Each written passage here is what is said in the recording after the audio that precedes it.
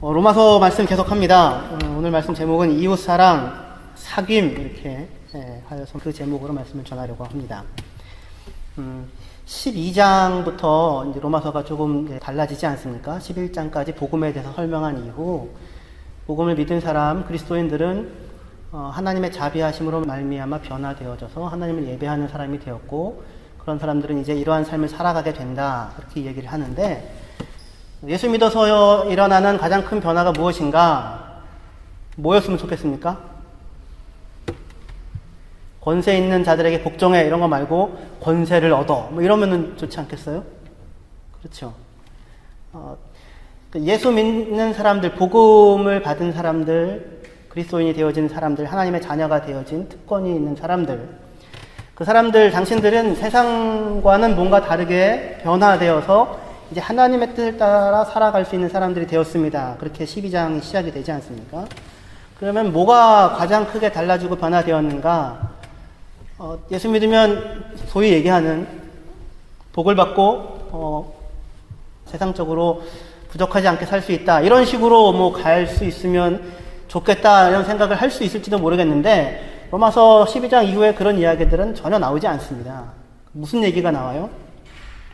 사랑하라, 이런 얘기 나옵니다. 사랑하라. 인류를 사랑하라는 것도 아니고 이웃을 사랑하라, 남을 사랑하라, 성도들 대접해라, 낯선 사람들 사랑하는 거 추구해라, 원수들에 대해서도 잘해줘라. 그죠? 굉장히 소소한 작은 이야기들로 이렇게 전환이 됩니다. 그러니까 이렇게 이해할 수 있습니다. 그리스도인이 되어서 나타난 가장 중요한 변화, 세상과의 가장 중요한 차이는 뭐냐면 생각 외로 사람을 대하는 태도가 달라진다, 이렇게 얘기할 수 있습니다. 이웃을 대하는 태도가 달라진다.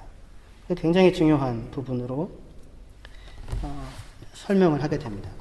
그래서 사랑하라, 이웃을 사랑하라 얘기하고, 또 지금 우리 본문에서도 이웃을 사랑하는 것이 율법의 완성이다 얘기하는데, 그 사이에 들어가 있는 게 뭐냐면 위에 있는 권세에 복종해라라는 말씀이 들어가 있어서 좀 낯설게 느껴질 수 있습니다. 이렇게 이해할 수 있으면 좋겠습니다. 그러니까 그리스도인들, 예수를 믿고 난 다음에 로마에 있는 당신들, 예수를 믿었으니 하나님 나라 백성이잖아요. 그 하나님 나라의 백성이 되었다고 하여서 로마의 통치 밖에 있게 되는 것입니까? 그렇지는 않죠.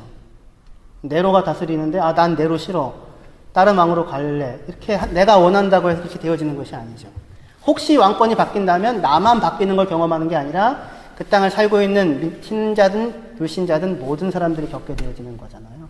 그러니까 권세라고 하는 것은 일종의 조건과 환경이라고 할 수 있을 것입니다. 조건과 환경. 권세의 변화가, 지형의 변화가 얼마나 큰 조건과 환경이 되는지 여러분들 잘 아시죠? 97년도에 한국에 IMF가 있었지 않습니까? 유학 나오셔서 계셨던 분들 그 시간 기억나시죠? 선생님 저는 괜찮아요, 별것 아니었어요. 그럴 수 있을지도 모르겠는데, 제가 아는 분은 영국에서 학위 과정을 어느 정도 마치 가고 있다가 그로 인하여 마치지 못해 한국으로 돌아가시는 분이 계십니다. 굉장히 큰 변화입니다. 굉장히 큰 변화.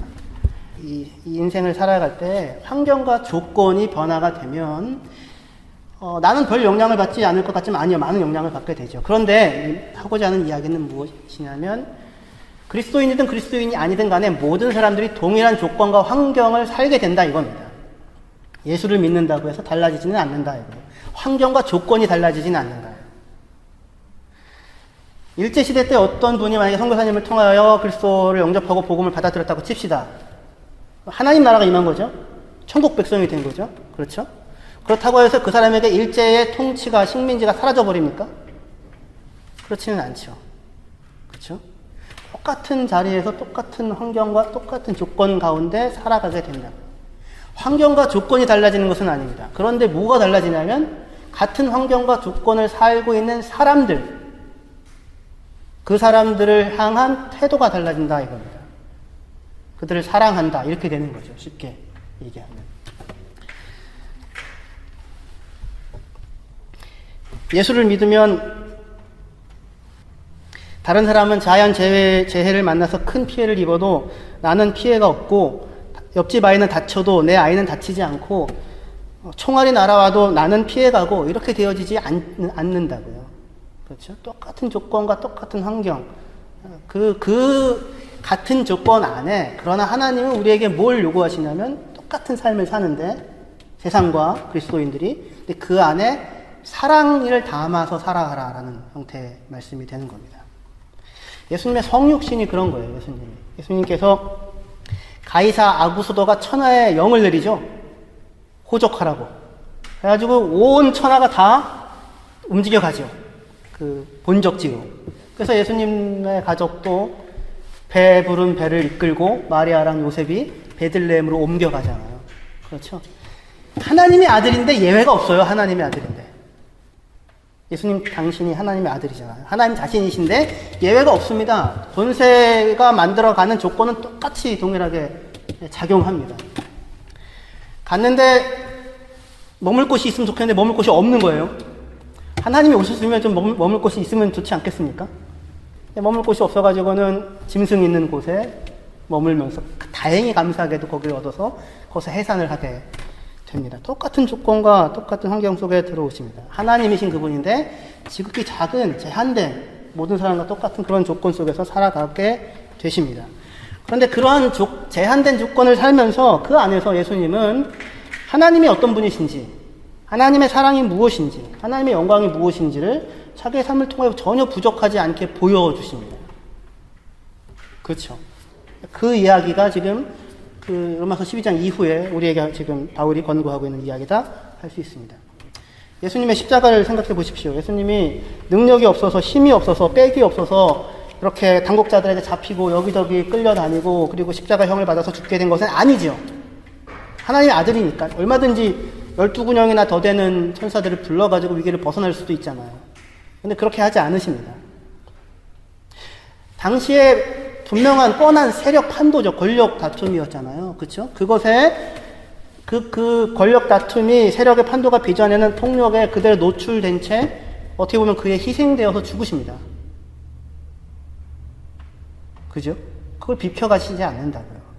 그런데 그게 무엇이었어요? 그게 온 세상의 구원을 위한 하나님의 일하심이 되었다는 것입니다. 황제가 되고 세상을 뒤집어 엎는 것이 아니라 똑같은 조건, 똑같은 환경, 똑같은 그 상황 속에서 어떻게 보면 이런 세상의 권세에 의하여 희생을 당하는 것이었는데, 그런데 하나님은 그것을 통하여서도 참된 생명을 가져다 주시는 분이셨습니다. 그런 세상을 살아가면서 예수님은 자기의 사람들을 사랑하실 때 끝까지 사랑하시죠. 그렇게 얘기하시죠. 제자들을. 자기의 사람들을 사랑하실 때 끝까지 사랑하시고, 예루살렘을 바라보시며 탄식하시고, 그리고 자기를 보고 눈물을 흘리는 사람들을 향하여서 너희를 위하여, 너희 자녀를 위하여 울라고 하시면서 같은 마음으로 그들을 보고 울어주십니다. 십자가를 집어 던지는 것이 아니라 자기 곁에 있는 사람들을 바라보고 그들의 아픔을 바라보고 슬픔을 바라보고 같이 공명하고 자기 곁에 붙여진 자기의 제자들을 사랑하실 때 끝까지 사랑하시는 것으로 하나님의 어떠하심을, 하나님의 사랑을 이렇게 담아서 보여주고 계시는 것입니다. 우리는 예수를 믿으면 어떤 세상에서 일어나는 이런 흉흉한 일들을 비껴갈 수 있을 것이라 생각하고 기대할 수 있을지도 모르겠습니다만 그렇지 않습니다. 예수님 자신이 그렇지 않았고 예수님의 제자들이 그렇지 않았죠.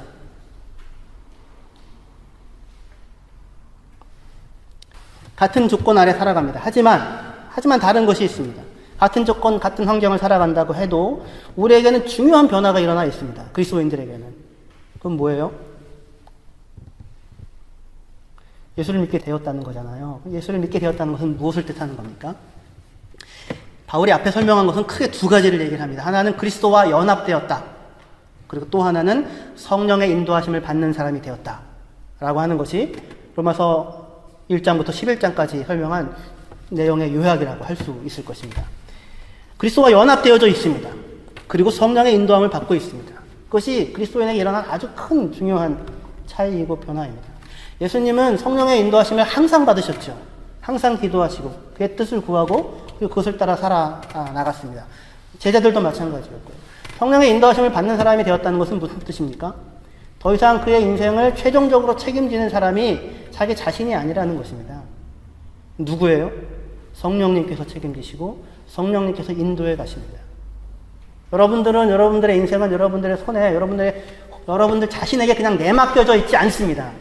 성령님께서 찾아오셔서 여러분들 인도해 가십니다. 책임지시고 인도해 가신다고 하는 사실에 또 다른 표현이 뭐냐면 그리스도와 연합되어져 있다. 그리스도와 연합되어져 있다. 이것이 굉장히 큰 엄청난 변화입니다. 그리고 이 변화로 말미암아 우리 이웃에 대하여 가지고 있는 우리의 시각이 달라질 수 있게 됩니다. 그리스도와 연합이라고 하는 것은 무엇이에요? 코이노니아, 지난번에 말씀드렸죠? 코이노니아, 교제한다, 참여한다, 함께 참여한다 그랬잖아요. 우리의 허물과 죄를 그분이 담당하시고 짊어지시고 그리고 그분의 영광과 의로움에 우리를 참여시키시는 것, 그것이 코이노니아입니다. 그것이 연합입니다. 무엇과 비교하여 생각하면 좋냐면 결혼과 비교하여 생각하면 좋습니다. 그죠? 두 분이 결혼을 하셨으면 삶의 모든 것을 같이 나누게 되잖아요. 그의 것이 나의 것이고 나의 것이 곧 그의 것이 되지 않습니까? 그렇죠?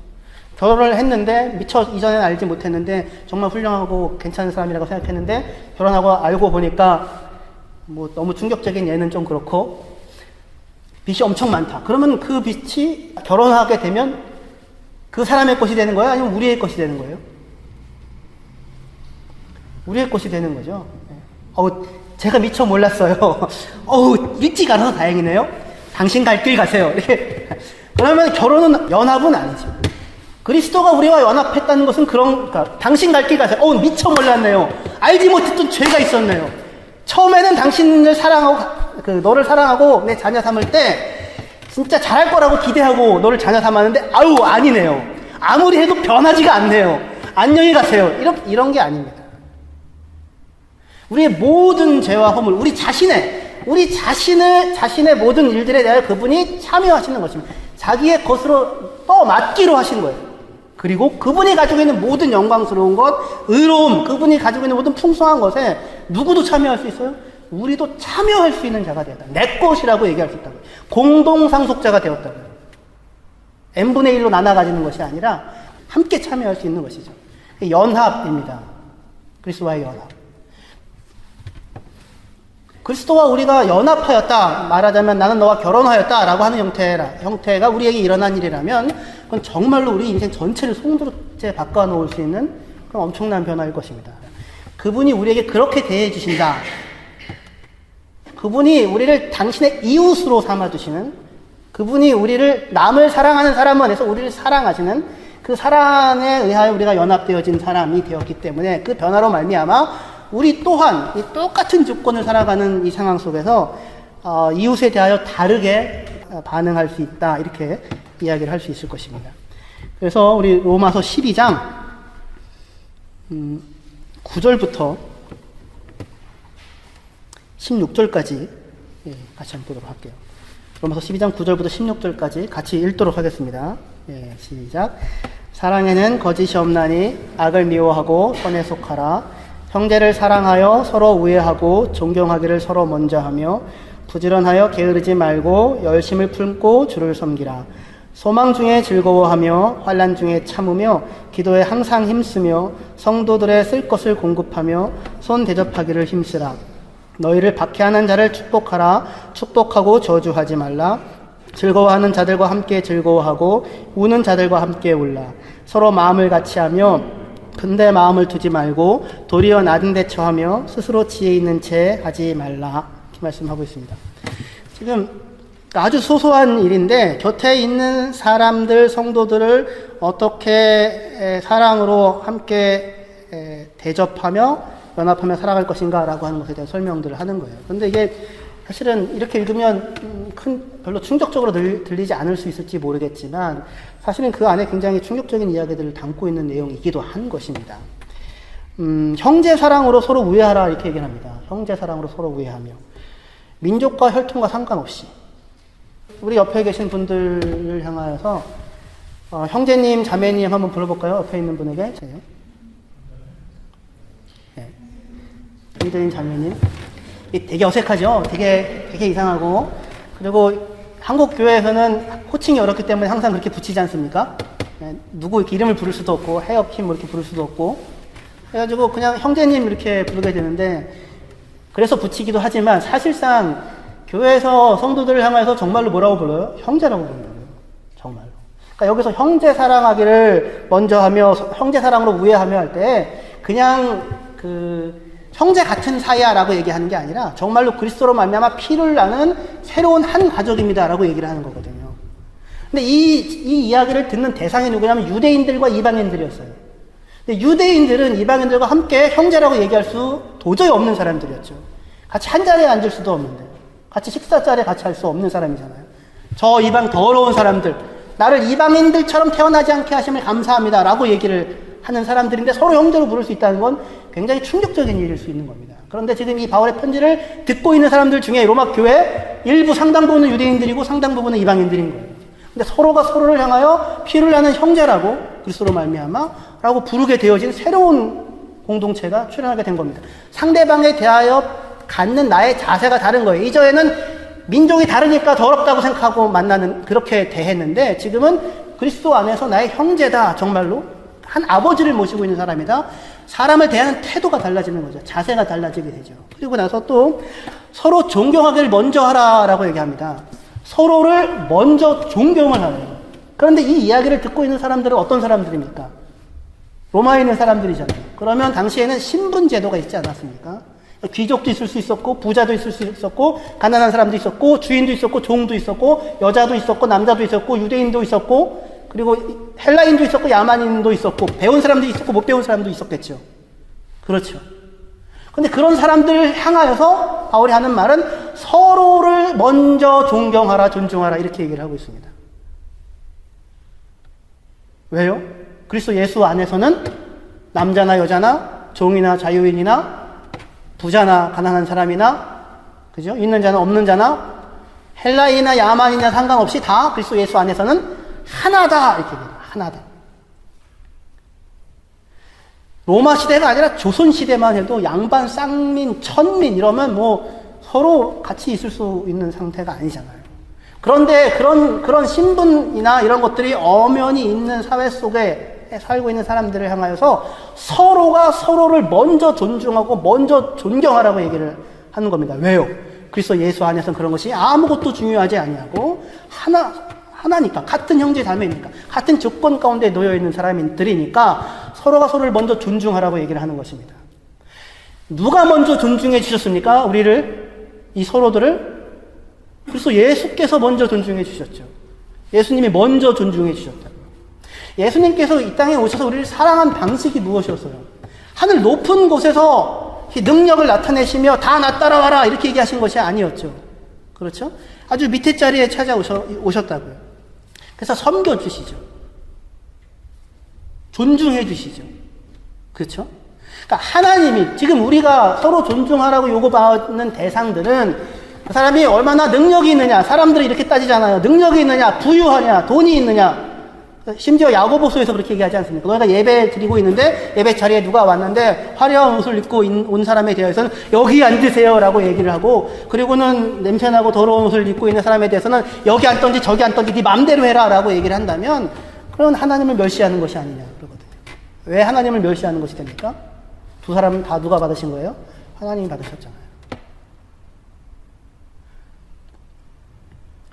서로를 존경하고 존중하는 것은 그 사람이 그러니까 가진 것이 있거나 능력이 있거나 성취가 있거나 대단한 사람이기 때문에가 아닌 것입니다.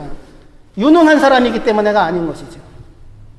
유대인이기 때문에도 아니고 가까운 사람이기 때문에도 아니고 하나님께서 그가 누구인지 간에 그와 연합한 사람이기 때문에 예수 그리스도가 그의 모든 것을 알고도 기꺼이 그를 받아들인, 그의 몫에 참여한, 그리고 자기의 영광에 참여시킨, 그리고 후회하지 아니한 사람이기 때문에 서로가 서로를 존중하라고 얘기하는 것입니다. 하나님이 보실 때 저와 여러분들은, 사람들은 자기의 형상으로 지음받은 천하와도 바꿀 수 없는 존귀한 유일무이한 대상입니다.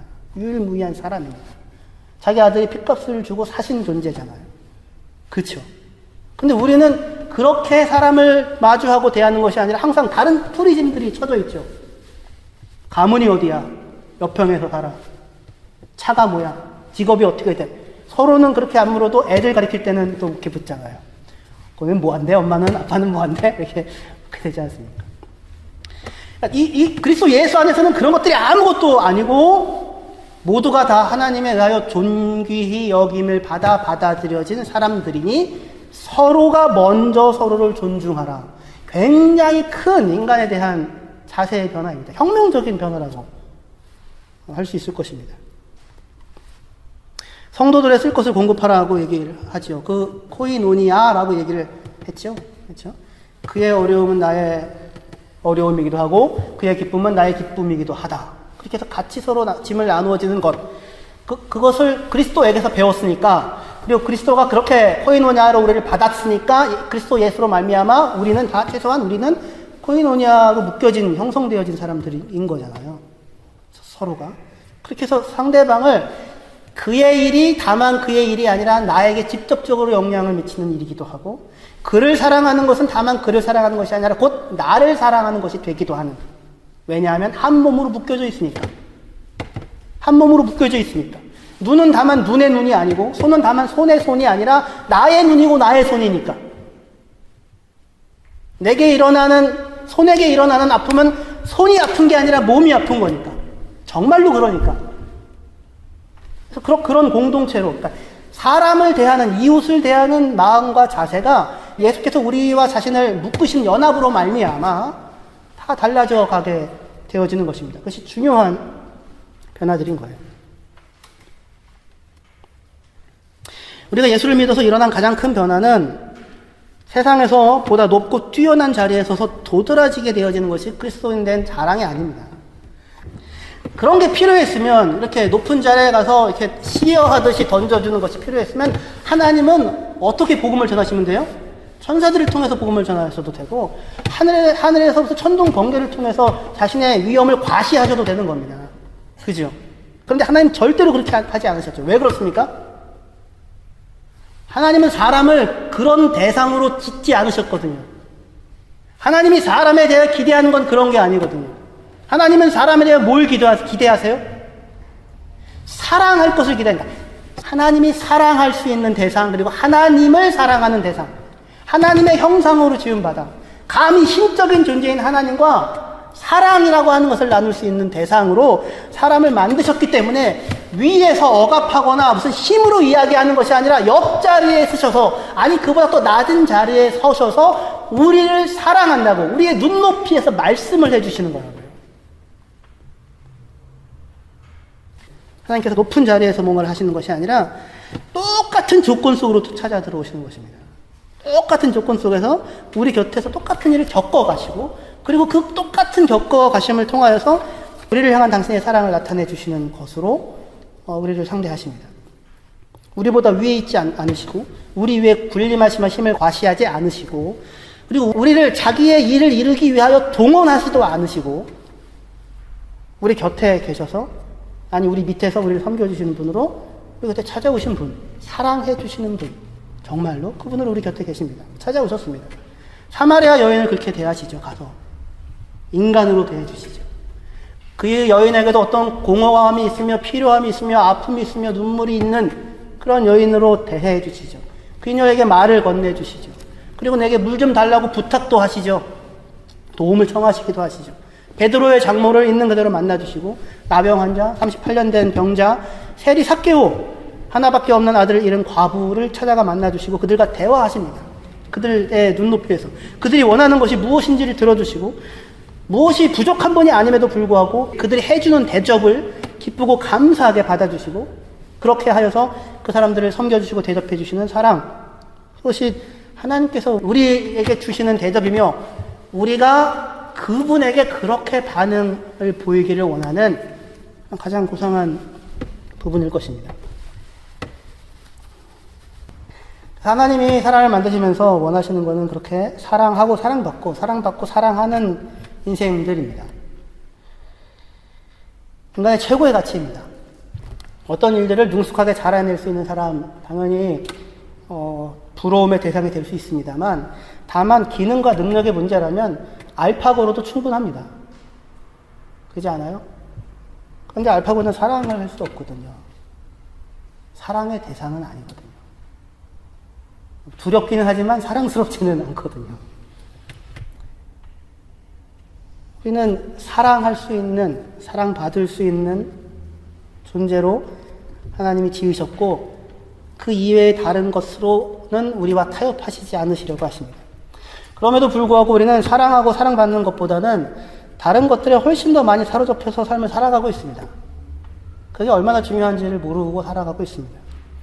실제로 우리 삶을 채우고 있는 것은 마음에 독을 품고 분노하고 비방하고 비교하고 시기하고 스스로를 속이고 교만하고 남을 무시하고 멸시하고 미워하고 마음으로 정죄하고 욕심을 내지만 얻지 못하고 얻고서도 만족하지 못하고 그리고는 불만족을 품으며 살아가고 있습니다.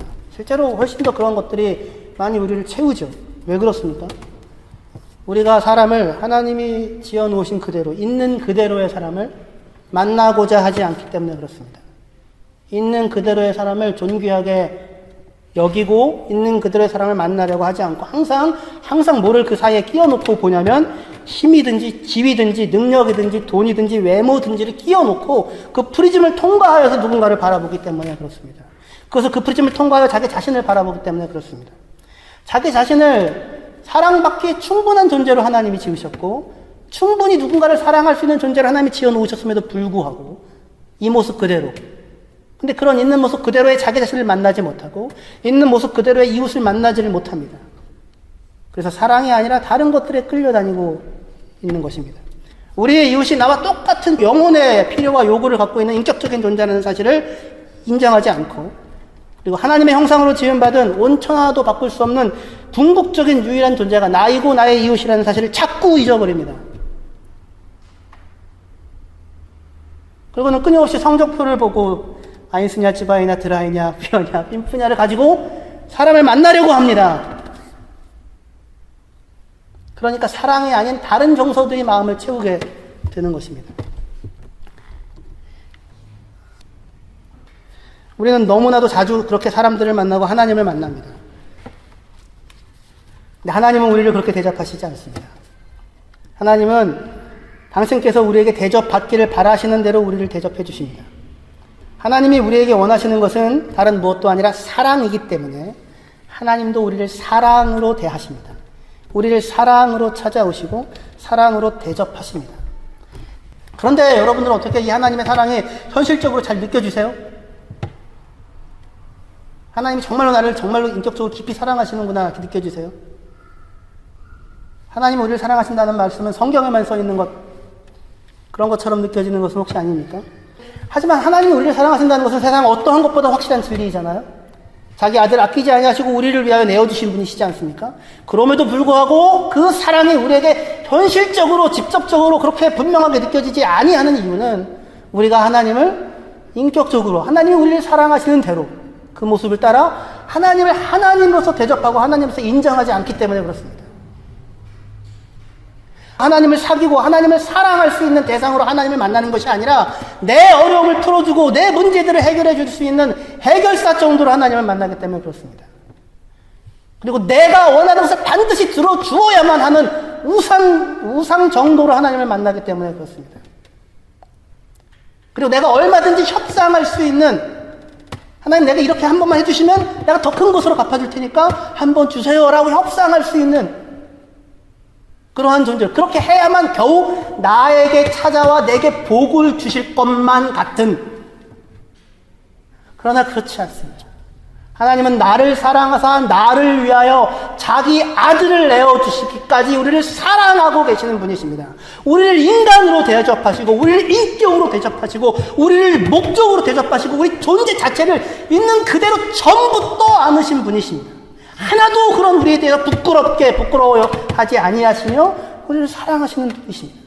우리가 어떻게 협상을 잘하고 굿을 넣어야지만 비로소 그의 사랑을 조금이라도 얻어낼 수 있을 만한 그런 존재가 아닙니다. 우리는 이 땅을 살아가면서 너무나도 많이 그러한 형태의 인간관계만을 맺어왔기 때문에 하나님이 나 같은 사람을 있는 그대로 전체로 인생 전체로 사랑하실 것이라고 생각을 하지 못합니다. 그렇기 때문에 우리는 하나님을 그 하나님의 사랑대로 만나지 못하는 것입니다. 그러나 그렇지 않습니다. 하나님은 우리를 그렇게 사랑하십니다. 인격적으로 대접하십니다. 하나님 도와주세요. 하나님이 필요해요. 하나님 정말 힘들어요. 그렇게 이야기하면 하나님께서 내게 오셔서 그래 힘들지. 나도 너 힘든 거 안다. 하나님이 내 말에 귀 기울이시고 하나님이 나의 울음에 같이 울어주시며 공감하시며 공명해 주시는 분을 우리 곁에 계십니다. 그것보다 작은 것으로는 하나님을 타협하지 않을 것입니다. 하나님은 나를 사랑하셔서 나를 만나시고 나와 사귐을 갖기를 원하십니다. 사랑하기를 원하십니다. 존재 자체로. 좋다, 나쁘다, 선하다, 악하다가 아니라 생명나무만 남을 것입니다. 하나님 나라에 가면. 사귀며 살기를 원하십니다. 사귀며. 여러분들 어떻게 요즘에 만나는 친구들을 좀 사귀며 사십니까? 사귐이 있는 친구들은 누구예요? 대부분의 경우 어렸을 때 친구들이죠. 어렸을 때.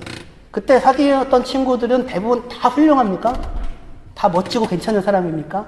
알았기 때문에 참 내가 잘 그때 사귀었구나. 혹시 그런 친구 있을지도 모르겠지만 아니 별별 인간들이 다 친구로 엮여 있죠. 어쩌다가 내가 그때 태어나서 같이 옆에 살지 않았으면 저 인간은 내 평생 친구 될 수 없었을 텐데 근데 그 인간이랑 친구가 되어져 있죠.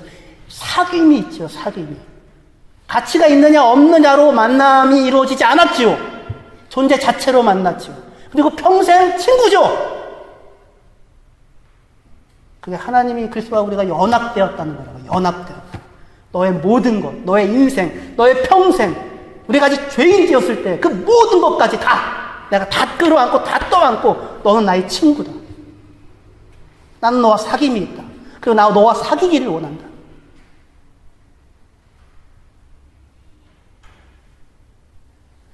우리는 그런데 살면서 자꾸 선하다, 악하다, 좋다, 나쁘다로 나를 보고 이웃을 보니 한 번도 있는 그대로의 나, 하나님이 사랑하시는 모습 그대로의 나, 사귀기를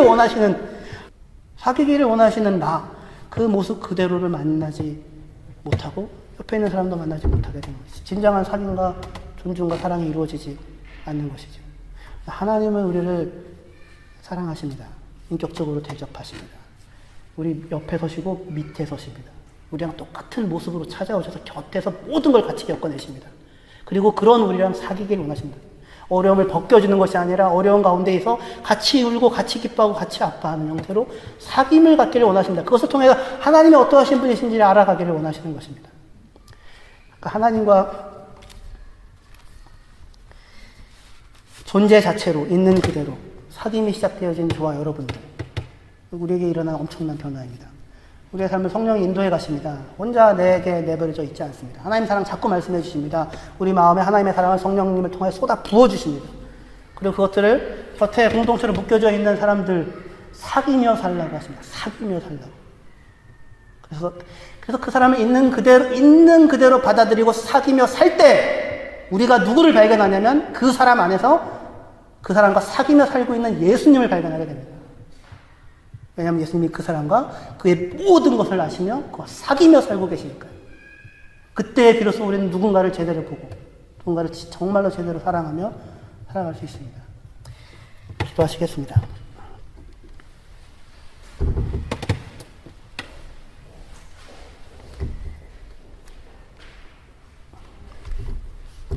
하나님 아버지의 은혜와 사랑을 감사합니다.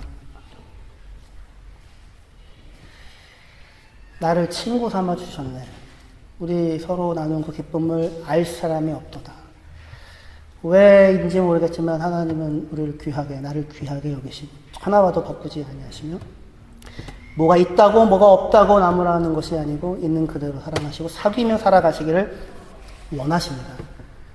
이 자리에 저희들 서로가 서로를 세워놓게 하여 주시옵시고 하나님의 사랑의 크심과 기쁨을 우리가 알아 우리도 같은 마음의 자리에서 하나님을 사랑하며 이웃을 사랑하며 자신을 사랑하며 세상을 사랑하는 그런 변화된 그리스도로 인으로서 이 땅을 살아가게 하여 주시옵소서. 예수님의 이름으로 기도합니다. 아멘.